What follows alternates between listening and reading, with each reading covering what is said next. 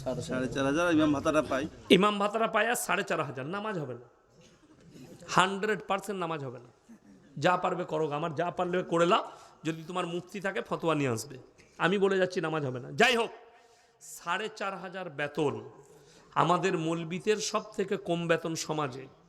কিন্তু জানেন, এই যে সাদা জামা গেট আপ দেখছেন, এই যে গেট আপ, এই যে গেট আপ, এটা কিন্তু আল্লাহর কসম টাকার লয়, এখলাসের। কিসের বললাম? এখলাসের। যদি বলেন হাদিস শুনান, নবীজির হাদিস, যারা আল্লাহর রাস্তায় দিনের পথে থাকবে, আল্লাহ মৃত্যুকাল পর্যন্ত ইজ্জতের রুজি দান করবেন। জোরে বলুন সুবহানাল্লাহ। আমরা ডাক্তারের বাড়িতে যাই, মাস্টারের বাড়িতে যাই, তো ডাক্তারের বাড়িতে গেলে ডাক্তার দস্তরখান বিছাই না মৌলবি? ডাক্তার। হুজুর হাতটা ধুয়ে দিই, হ্যাঁ, হুজুর রুটিটা দিই, হুজুর মাংস তুলে দিই, আল্লাহর কৃপা শুকর আদায় করি। সকালবেলায় মাস্টারের বাড়িতে ইমামের পালা, মাস্টারকে চাটা বুইয়ে নেই, ইমামকে দিতে হবে, ঠিক কি না? কথা বলেন, ভাতটা বুইয়ে দিতে হবে। জোরে বলুন সুবহানাল্লাহ। রাসূলের হাদিস সত্য। আপনি দিনের পথে থাকেন, আল্লাহর রাস্তায় থাকেন, আল্লাহ আপনাকে মৃত্যুকাল পর্যন্ত ইজ্জতের রুজি দিবে। আমরা আলেমরা তো ওই জন্যে, লটারির টিকিট হারাম না হালাল? প্রত্যেক দিন টোটো চালিয়ে 1,000 টাকা ইনকাম করছে, হারাম করে 500 টাকা লটারি কাটে। লটারি যদি হালাল হতো, আমরা মৌলবীরা তো রোজ একটা করে কাটতাম। যেদিনে 1 কোটি লেগে যাবে, তুই মসজিদ বুঝে লিখে আমি ঘর চললাম। কথা বুঝতে পারেননি? হারাম বলি তো আমরা কাটতে পারি না, এটার উপরই সন্তুষ্ট প্রকাশ করি। তোমার জানা নাই, তাইলে মুসল্লিদিকে বলতাম, ফজরের নামাজ পড়ি, বিসমিল্লাহ বলে সূরা ইয়াসিন পড়ে একটা চালিয়ে দিবি, এক ঘর 1 কোটি। হারাম বলি তো আমরা নাই, হারাম বলি তো আমরা মৌলবীরা সুদ খাই না। তোমার জানা নাই, যদি সুদটা হালাল হতো তো মৌলবীর জন্যও হালাল হতো না? হতো না? হালাল হতো। লটারিটা হালাল হলে তো মৌলবীর জন্যও হতো, মদটা হালাল হলে তো মৌলবীর জন্যও হতো। যখন এদের জন্য হারাম, তা আমি মুসলমান, আমার জন্য কি করে হালাল হতে পারে? শুনেলেন রাসূল সাল্লাল্লাহু আলাইহি সাল্লামের হাদিস, কিয়ামতের পূর্বে রাতের বেলায় মানুষ শুবে, সকাল বেলায় চেহারাটা বাঁদর না হলে শুয়োরের মতো হয়ে উঠবে, খিনজিরের মতো। নবীজি সাহাবীরা কাঁদলেন, ইয়া রাসূলুল্লাহ, তারা কি পাপ করবে যে এরকম হবে? নবীজি বললেন, তারা যতগুলো দুনিয়ার পাপ থাকবে হালাল মনে করে করতে শুরু করবে। সুদখোর জানে হারাম, সুদ খাচ্ছে, কিয়ামতের পূর্বে সেই সুদখোরদের চেহারাটা দুনিয়াতেই শুয়োরের মতো হবে, না হলে বাঁদরের মতো। রাতের বেলায় শুবে, সকালে উঠে আয়না দেখবে শুয়োরের মতো হয়ে গেছে। কিয়ামতের আলামত এটা, মাথায় রাখবেন। সবাই হারাম জিনিস থেকে বাঁচবো, জোরে বলুন ইনশাআল্লাহ। দাজ্জাল আসার সময় হলে মানুষ বুঝতে পারবে যখন হারাম জিনিসকে হালাল করে নিয়েছে। মুসলমান, আপনি হারামকে হালাল করে নিচ্ছেন, হারামকে হালালকে হারাম আর হারামকে হালাল করে নিচ্ছেন, কি করে হতে পারে? আপনি জানেন না যে হালাল হলে মৌলবীরা আগে ইউজ করত? বিয়ে শাদিতে গান বাজনা করলে, পণ লেবার হলে গরিব মৌলবীরা আগে নিত। কেন লেই না? এটাও ভাবতে হবে।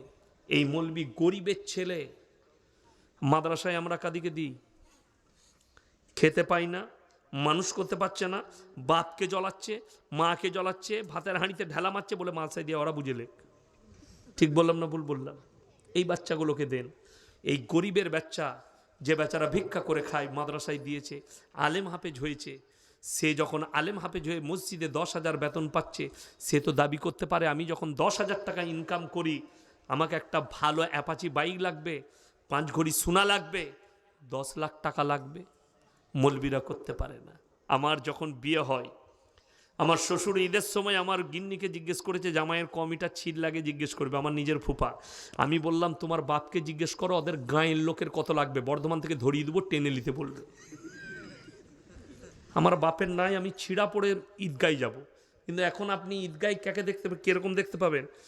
জাঙ্গিয়াটা শ্বশুরের, লুঙ্গিটা শ্বশুরের, গেঞ্জিটা শ্বশুরের, আঁতরটা শ্বশুরের, জামাটা শ্বশুরের, তোয়ালিটা শ্বশুরের। তোর কি বলে? খালি ন্যাংটো মানুষটা আমি, বাকি আর কিচ্ছু নাই, শ্বশুরের। 1 সপ্তাহ আগে থেকে হারাম করে বউকে বলছে, তোমার বাপকে ফোন করো, ঈদিটা পাঠাবে না। তুই হিজড়ে পয়দা করেছে, হিজড়ে কামাবার ক্ষমতা নাই। আর আমরা মৌলবীরা হচ্ছে মরদ, আসলেই মরদ। দাড়ি যারা রেখেছে, যারা দাড়ি টুপিওয়ালা, এরাই মরদ।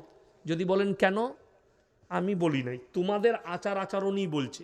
যদি বলেন হুজুর বুঝিয়ে দেন, মেয়েরা, আমাদের মা বোনেরা কাদিকে দেখে বেশি পর্দা করে? দাড়িওয়ালা মলি সাহেব যাচ্ছে, আর দেশের লোক যাচ্ছে মাথায় কাপড়ের দরকার নেই। ঠিক বললাম না ভুল বললাম? তার মানে মলবি কটা দাড়িওয়ালাগুলো মরদ, আর বাকি সব হিজড়ে। খালি এদিকে দেখে পর্দা করতে হবে, এইটাই তো অসুবিধা, ওইটাই অসুবিধা। বেলডাঙ্গা বাজারে চা খাচ্ছি, ইয়াসিন সাহেব ল, আমি বললাম হ্যাঁ ল, খালি আমাকে দেখে লুকো, বাকি সব খোলা থাক, বাকি মরদরা দেখুক তোমাকে। দুঃখ ওইটাই মায়েরা, পর পুরুষের কাছ থেকে তোমাকে পর্দা করতে হবে, যে কোনো পুরুষ হোক, দাড়ি চাচা দাড়িওয়ালা। এই মুসলমান কত নিকৃষ্ট দেখুন, ইনি পাগড়ি পরেছেন, পাগড়ির ওপরে জ্যাকেট, রুমাল। আচ্ছা দেখতে খারাপ লাগছে না ভালো লাগছে? ভালো লাগছে, মাশাআল্লাহ। আমার পাশে ইনি বসে আছেন, মাশাআল্লাহ। আর আমি জানি না আমাকে কেমন লাগছে, তোমরা জানো। ইনি বলছেন মাশাআল্লাহ। যাই হোক, একটা বাংলাদেশের ছেলে আমাকে ফোন করে বলছে, হুজুর ছেলেদের সোনা পড়তে নাই কেন? আমি বললাম হারাম। বলে দলিল দেন। আমি দুটো হাদিসের দলিল পাঠিয়ে দিলাম তাকে, চ্যাপ্টার তুলে। সে বলছে ওয়া দলিল মানবো না। আমি কি লাগবে? বলছে আমাকে বুঝতে হবে।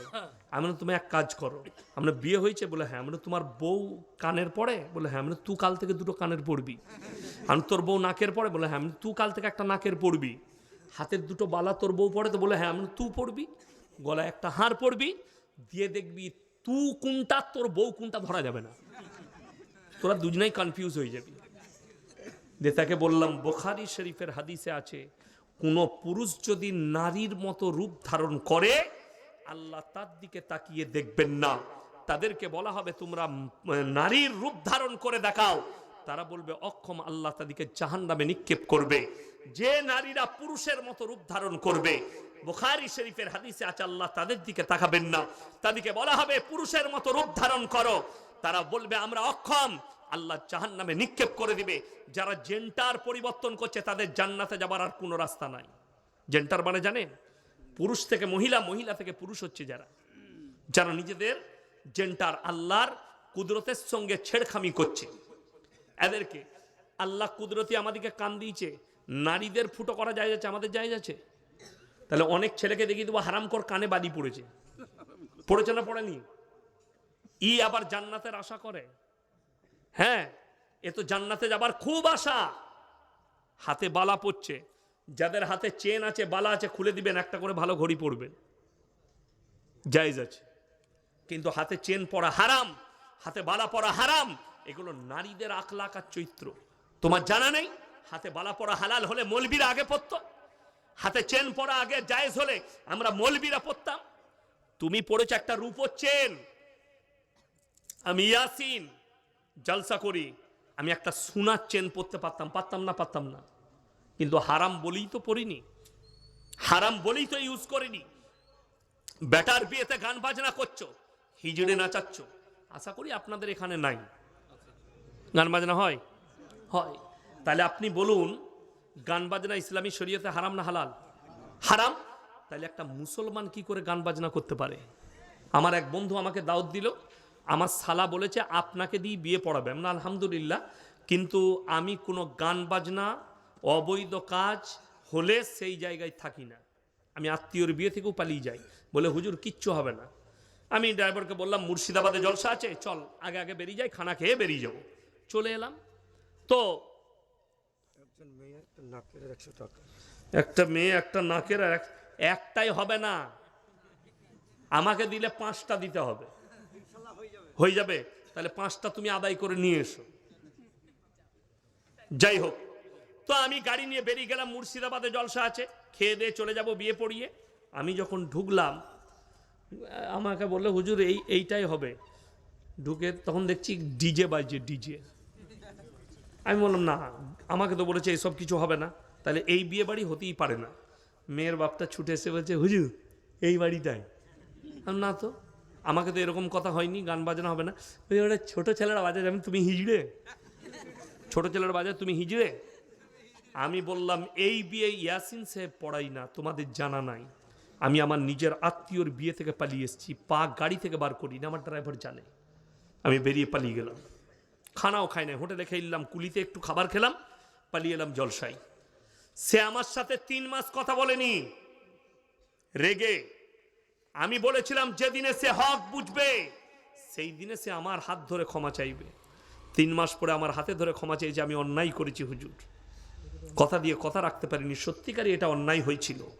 আমি বললাম আল্লাহ তোমাকে হিদায়েত দিয়েছে, এটাই আমার কাছে শুকর আদায় যে তোমাকে হিদায়েত দিয়েছে। আমি শর্ত রেখে দিই, আমি আমার ছাত্রের বিয়ে পড়াতে মসজিদের ভেতরে বিয়ে পড়াবো। আমার নিজের আত্মীয়র বিয়ে পড়িয়েছি, মুম্বাইয়ে থাকে আমার ভাইয়ের বুনাই, সেটাও আবার আমার ফুপুর ননদের মেয়ের বিয়ে আমাকে দাওয়াত দিয়েছে, মানে ওটাও আমার ভাগ্নি হচ্ছে। আমি বললাম মসজিদের ভেতরে নিকাহ হবে, বিয়ে পড়েছি মসজিদের ভেতরে নিকাহ।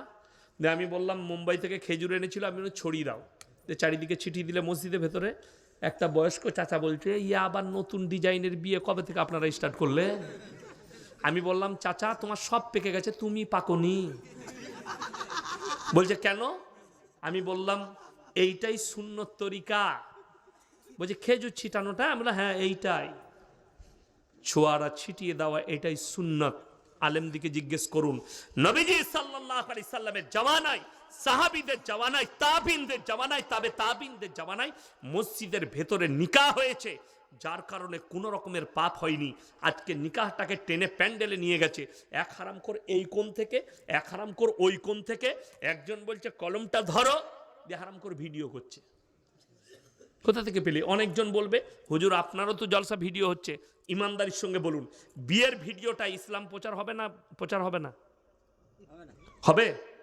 বিয়েতে ভিডিও করলে ওটার দ্বারা ইসলাম প্রচার হবে।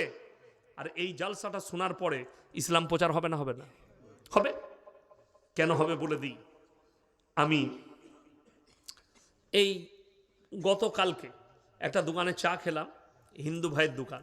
সে বলে স্যার আপনার জলসা আমি সবসময় শুনি, সবসময় আপনার, এই দেখেন মোবাইল খুলে দেখালে বলে আপনার ছাড়া কারণ নাই, আমি কোনো গান ফান শুনি না, শুধু আপনার বক্তব্য শুনি, রাতের বেলায় ঘুম আসে। তাহলে আল্লাহ যদি তাকে কবুল করে নেয়, এতে ফায়দা আছে না নাই? ফায়দা আছে। একটা অমুসলিম ভাইয়ের কাছে ইসলামের দাওয়াত পৌঁছাচ্ছে এটার দ্বারা, কিন্তু তোমার ভিডিওর দ্বারা কার কাছে দাওয়াত পৌঁছাচ্ছে? এই যে আর এক হারামখোরের উৎপত্তি হয়েছে, এই মুর্শিদাবাদের নদিয়া বাড়ি শফিক না কি নাম ওই হারামখোরটা, শফিক। আপনার সন্তানকে যারা ভিডিও দেখাচ্ছেন তারা জিনার রাস্তায় ঠেলে দিচ্ছেন, সন্তানের ভবিষ্যৎ নষ্ট করছেন ওই হারামখোরের ভিডিও দেখানো মানে। আমাকে যদি একদিনের জন্যে মুখ্যমন্ত্রী করেন, 24 ঘন্টার ভেতরে এই হারামখোর যারা নাচানাচির ভিডিও করছে জেলের কুঠরিতে ভরে এদিকে ফাঁসি দিয়ে দেব। যারা কোরআনকে ধ্বংস করছে, আমাদের বাচ্চাদেরকে ধ্বংস করছে। আমাদের ভারতের একজন আর্টিস্ট, তার নাম হচ্ছে সনু সুদ, বলিউডের আর্টিস্ট, খুব ভালো। তিনি বলেছেন অস্ট্রেলিয়ার মতো ভারতেও বাচ্চাদের জন্য মোবাইল ইউজ করা নিষিদ্ধ করা দরকার। সোশ্যাল মিডিয়া 10 বছর বয়স, নানির কাছে নানি আমি ফার্স্ট হয়েছি, একটা মোবাইল দিবে না? নানি বলছে দুব্বো ভাই দাঁড়া। বলছে কবে দিবি? বলছে তোকে ঠিক দেবো। দিয়ে নানি এখন কোমরে কাপড় গুঞ্জে চলে গেল বন্ধন লোন না হলে গ্রুপ লোন নিতে। আপনাদের এখানে নাই? আছে তো? আমি বললাম লাস্টে খুঁচে দিয়ে যাবো মা বোনদিকে, গাল দেয় দিবে। গ্রুপ লোনে কিন্তু লাভ হয়েছে, মায়েদের কিছু লাভ হয় না, একটা লাভ হয়েছে। 10টা করে মেয়ে গ্রুপ করেছে, তাদের মধ্যে একজন হেড, আর 9টা মেয়ে তাকে ম্যাডাম বলে। সে মনে করে আমার যাহা তাই ব্যাপার, এমনি ম্যাডাম হতে পারে না, সুদ খাওয়ার ম্যাডাম হয়েছে। আল্লাহ মাফ করুক। বেঈমান কাফেররা বুঝতে পেরেছেন কতটা কামিয়াবি লাভ করেছে। খালি কামিয়াবি লাভ করার কারণ আপনার বাচ্চাকে আপনি মাদ্রাসায় পাঠিয়ে দ্বীনি শিক্ষা দেয়নি। এই মা বোন এবং আপনি আমি যারা আমাদের বিবিদিকে গ্রুপ লোন আর বন্ধন লোনে ঠেলে দিচ্ছি, এত জলসা, এত মাদ্রাসা, এত কোরআন হাদিসের তালিম, তারপরও তারা কামিয়াবি লাভ করেছে, আমরা করতে পারিনি। প্রত্যেক ঘরে ঘরে সুদ ঢুকিয়েছে তারা। অথচ আপনি জানেন, খুলে দেখুন, আদানির 3000 কোটি টাকা সরকার মওকুফ করেছে কেন্দ্র সরকার। কত হাজার বললাম? 3,000 কোটি আদানির মওকুফ করেছে, আর আপনার বিবি বন্ধন লোন লিয়েছে, প্রত্যেক দিন ব্যাংকের লোক দরজায় হাজির। একজন লোন লিয়েছে যে ও জানে প্রত্যেক দিন আসবে, ও ঠিক 10টার আগে বাড়ি থেকে বেরিয়ে পালিয়ে যায়। বইয়ের কাছে আসে, কই গো ভাই? বলে ভাই তো নেই, একটু চা খান। ওকে রোজ 4 ডিম খাওয়ায়। ঠিক 1 মাস পরে তার বউ কিনে পালিয়ে গেছে। আপনি 4 ডিমের কত বরকত, বউটাই নিয়ে পালিয়েছে। তুই লোন শোধ করবি না, তোর বউটাই রাখবো না, যা বুঝে করগা। মোবাইলে দেখলাম, সত্য ঘটনা, মিথ্যা নয়। আমি আপনাকে বলে যাই, মা বোন যারা আছেন, আল্লাহর কসম করে বলছি, পর্দা কতটা জরুরি জানেন? পর্দা যদি ইসলামে না থাকতো তো তোমাদের থেকে আগে আমরা বৌদিকে নিয়ে পার্কে ঘুরতে যেতাম, রেস্টুরেন্টে খেতে যেতাম, দামি দামি জায়গা যেতাম। শুনেছেন, যদি মুর্শিদাবাদে আমি এত জলসা করি, আমি কিন্তু উত্তরবঙ্গে ছাড়া জলসা লিই না, দক্ষিণবঙ্গে আমার জলসা নেই। সেদিনে খড়গপুরে একটা জলসা করেছি, আমি যাব না, ছাড়বে না। আমি বললাম আমাকে কিন্তু 50,000 টাকা লাগবে। বলে 45ই লাগবে আমাকে, অ্যাকাউন্টে ভরে দিলে। বলে আসতেই হবে, করতে হবে জলসা। 45,000 টাকা দিয়েছে জলসায়। আমি লুবো না, ছাড়বে না। আমি দক্ষিণবঙ্গে করি না। কেন? জলসা শোনার মানসিকতা নাই। 10টার পরে লোক খেয়ে দিয়ে পালিয়ে যায়, বিরিয়ানি খাবার জলসা। কিন্তু মুর্শিদাবাদ, নদিয়ায় মাশাল্লাহ মানুষ দিনের কথা শুনে। আপনারা বসে আছেন, আপনাদের কিভাবে শুকর আদায় করবো আমি ভেবে পাচ্ছি না। আপনারা আমার সাথ দিয়েছেন, আমি বুঝতে পারছি ঠান্ডা আমাকেও লাগছে, তারপরেও আমি কথা রাখছি। আপনারা যে আমার সাথ দিচ্ছেন, আমি জান ভরে আপনাদের লেগে দোয়া করব। যাই হোক, আমি যেটা বোঝাতে চাইছি, যে পর্দা এত মারাত্মক জিনিস। কোরআনে আছে, ওয়াদরিব খুমুরিহিন্না আলা জুনুবিহিন। হে নারী, তোমরা পর্দা নির্ধারিত করো, কোনোদিন ধর্ষিত হবে না, লাঞ্ছিত হবে না, তোমরা কোনোদিন খারাপ জায়গায় পৌঁছাবে না। আজকে ভেবে দেখুন, গোটা পশ্চিমবাংলার, আমার বাজারে না ভাই, রেকর্ডিং হচ্ছে, এতগুলো ইউটিউবার আছে, রেকর্ডিং হচ্ছে, সবাই দেখবে। আমার জেলার লোক, আমার কাছের লোক। আজকে আমার সাথে এসছে আমার নাসির ভাই, নার্সিংহোমের মালিক, তিনিও জানেন। আমার গিন্নি, কোন বাপের বেটা বর্তমান টাউনে কিংবা গোটা গলসি বাজারে, আমার থানার নাম গলসি, কেউ যদি বলতে পারে ইয়াসিন সাহেবের স্ত্রী বোরকা পরে পর্দার সঙ্গে একটা রুমাল কিনেছে, আমি তার জুতোর মালা পরবো ইনশাআল্লাহ। জীবনে কেউ বলতে পারবে না। কোন বাপের বেটা যদি বলে দেয় ইয়াসিন সাহেবের স্ত্রী অমুকের বাড়িতে এসে বিয়ের প্যান্ডেলে বসে, প্যান্ডেলে বসা তো দূরের কথা, কোন বাপের বেটা কোটিপতি থেকে গরিব থেকে ধনী কেউ হিম্মত হবে না ইয়াসিন সাহেবকে বলে দিয়ে আপনার বিবিকে প্যান্ডেলে পাঠাবেন, খেয়ে যাবে। তার জন্য আবার জুতো রেডি আছে। আমার বিবি, আমাদের বিবি আজকে একটা প্যান্ডেলে মরদ আর মেয়ে একসাথে বসে খাচ্ছে, ঠিক কিনা? আরে এমন পোশাক পরে নারীরা আছে, শয়তানু এদিকে দেখে লজ্জা পায়। রাসূলের হাদিস, মায়েরা শুনেন, আখরি জামানায় নারীরা পোশাক তো পরবে, তারপরও ন্যাংটো থাকবে। কেমন বলে দিই, এখন বোরকা বেরিয়েছে, কিন্তু স্কিন টাচ একদম টাইট হয়ে লেগে আছে, সব বোঝা যাচ্ছে। এটা শরীয়ত সম্মত বোরকা নয়, শরীয়ত সম্মত পর্দা নয়। একটা মেয়ে বলবেন যে গায়ে চাদর নিয়েছে, শাড়ি পরছে, শাড়ির ওপর একটা চাদর পরেছে, চাদরের উপরও পেটটা বেরিয়ে যেতে পারে না? পারে না? পারে। ওই জন্যই তো বোরকা। আপনার স্ত্রী শাড়ি পরছে, আমি নিষেধ করবো না, এটা আঞ্চলিক পোশাক। কিন্তু বাইরে বের হলে সে যেন একটা বোরকা পরে, এমন বোরকা পরবে বাইরে থেকে যেন বোঝা না যায় এর ভেতরে যে নারীটা আছে কে আছে, তার গঠনটা কেমন, এটা যেন বোঝা না যায়। আমাদের দেশে তো এখন বিয়ে হচ্ছে, এরকম প্যান্ডেল করছে, প্যান্ডেল করে জামাই আর বউকে বসাচ্ছে, দুটো চেয়ার দিয়ে বসাই না, বসাচ্ছে, দিয়ে গোটা দেশের লোক দেখ আমার বউ এইটা। আর ওর বন্ধুরা যখন আসবে তখন বলা বলি করবে, 4-5টা বন্ধু এসছে, হ্যাঁ বউটা ভালোই হয়েছে, ও বলবে দেখবে মালটা কেমন পেয়েছে, তোর বউকে মাল বলবে। এটা বাস্তব বলছি। আর হাদিস কোরআন বলছে, যে তোমার বিবি হলো, অর্ধাঙ্গিনী হলো, তুমি ছাড়া জানো পৃথিবীতে কেউ তাকে না দেখে, কেউ না দেখে। আমার বিয়েতে আমার কয়েকটা বন্ধু এসছিল, ক্লাস ফ্রেন্ড, তো আমাকে বললে ভাবির সাথে দেখা করব।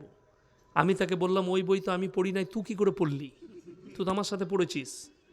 আমার সাথে তাহলে আর সম্পর্ক রইল না, সম্পর্ক ছিন্ন করে দাও।